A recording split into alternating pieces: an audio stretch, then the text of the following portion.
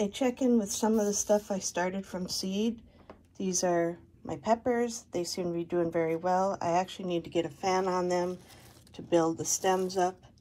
Another trick you can do is just rub your hands over them. What that does is it gives the stem some resilient to start thickening. Sometimes when I start a seed, what happens is they get a little long and leggy. And so what I do before the true leaves come and before they continue anymore while they're still soft is I just pull it out and flip it. And what that does is the stem will grow roots. So by putting it in here, and I don't pack it down, I'm shortening this long and leggy plant. And this is just something you do very carefully. You do not want to pack the soil. And depending on how thick the stems are, is how much you can wrap it around. And if they lay down a little bit, they will come back as long as you've not severed the stem or overpacked it.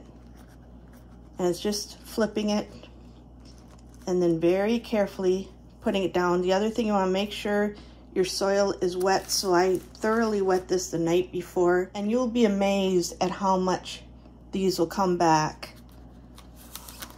And then they'll start to grow and not be as long and leggy.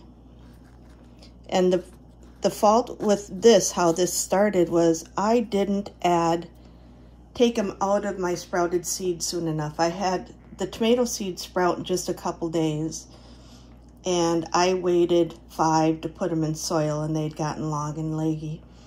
So I'm going to continue on with the flipping of the tomato plants, and I got a whole nother tray to do. I actually have 3 trays to do.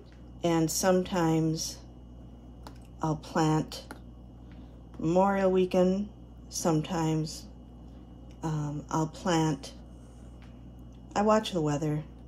And these ones that I'm pulling out, because I can't fully kill a plant, I have another thing of soil that I'll be putting these into. And again, I just very carefully lift it and flipping it upside down.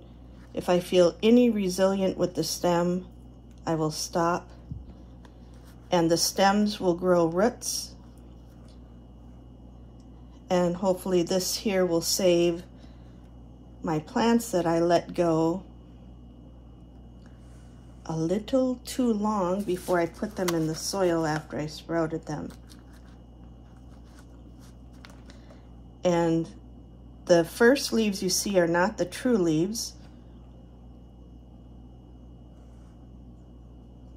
I always hate having to pick which one I think will be the better one.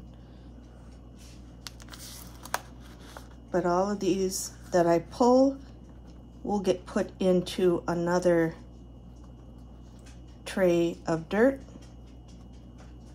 for the extras. We still have 6 weeks before planting season, so this will have plenty enough time to grow, and so you can see the second leaves coming, or the first true leaves coming up on these ones here. I'm up to tray 2, and one thing you'll notice is my numbering system. And when I start my seeds, I take all my packets and I put a number on them. And when I have them started wrapped in paper toweling, I put them in a clear bag, and I'll write the number on the bag and then add it to my list, so that once the seeds have sprouted, then I put them in the soil with the number, so I know exactly which one I've got. And I'll keep doing that throughout my season from seed to harvest. Another thing I do for tomatoes is our neighbor raises chickens and delivers fresh eggs to us every week. And they're beautiful eggs. And my best friend also raises chickens, so I get eggs from her too. And what we do is we wash the shells. And when I plant the tomatoes, I'll sprinkle a little bit of this on top of each of the plants, which I'll do today. And then when I plant them in the garden, I do the same thing. And what this does is it helps prevent blossom rot, which is a calcium deficiency in tomatoes, where you get this big, beautiful tomato and you see this little black spot on the bottom, and when you cut into it, it's got the black rot all the way through and wrecks a full tomato. So this is a cure for that. It's quick and easy, and I start saving eggshells about January and washing them out, and I still have a tub from last year. This is my pile of sprouts that I pulled out, not sprouts, the tomato plants. Some of them, when I'm deciding on which ones I pull out, you can have long ones, but I look for the ones with the most stout stem, and that's the ones that I will keep in my original potting mix. And then it's amazing, a lot of these will come back really nice. So I'm going to get some more cups going here and plant the rest. I had learned that when starting pepper seeds to put them in a tissue soaked in black tea, because the tannin in the black tea will help the seed to sprout. The pepper seeds, I started March 12th, and when I do the pepper seeds, I soak a tissue in black tea. It's something I learned. But I found 2 tomato packets that I forgot, and I'm going to start the broccoli now, and it's the 3rd week in April, but this is a shorter season. It's not like some of the heirlooms. I'm not going to plant them all. I always like to keep a couple just in case I'm unable to get any. And that's all I do to start them, keep them warm. And this was the Roma.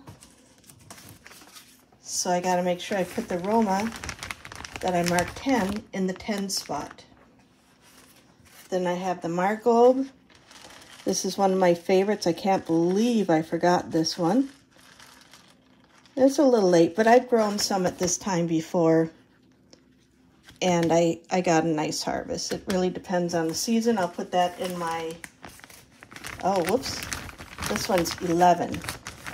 Gosh, I already screwed that up. So I'll put this in the 10 spot. And then the broccoli, this is about the time that I actually start broccoli. And the same thing, I always do this to, one, test the viability of the seeds. Amazing, you get this huge plant from these little bitty seeds. And the minute I see a sprout, meaning the seed has broken and there's a sprout coming through, then I put it in soil right away. And then I'll put this plastic bag above where a heater comes so it gets warmth. And that's how I start my seeds. We also installed 2 new packages of honeybees yesterday because we lost 2. In November, we checked the bees. They were thriving. They were healthy. There's no sign of mites. Each hive had 100 pounds of honey. In December, on a warm day, there should have been activity of bees cleansing. We saw no activity. We opened them up, and they were just gone. We also had a camera on them, so there is no harassment of skunks. So we call that colony collapse. We don't know what happened. So we're replacing the 2 hives we lost with some fresh bees of a different bee. Last year, we tried a new bee. This year, we're going back with Italian. And the bees, you can see here, are quite agitated. And they don't like being stomped into a new hive. Scott spreads it apart. Then he takes the queen and he adds a fresh marshmallow and puts it in the hive. And the minute he puts the queen in, all the bees calm down. And by the time they chew through the marshmallow, they've accepted her as their new queen, and all is well and happy. And we'll check this again in a week for larvae.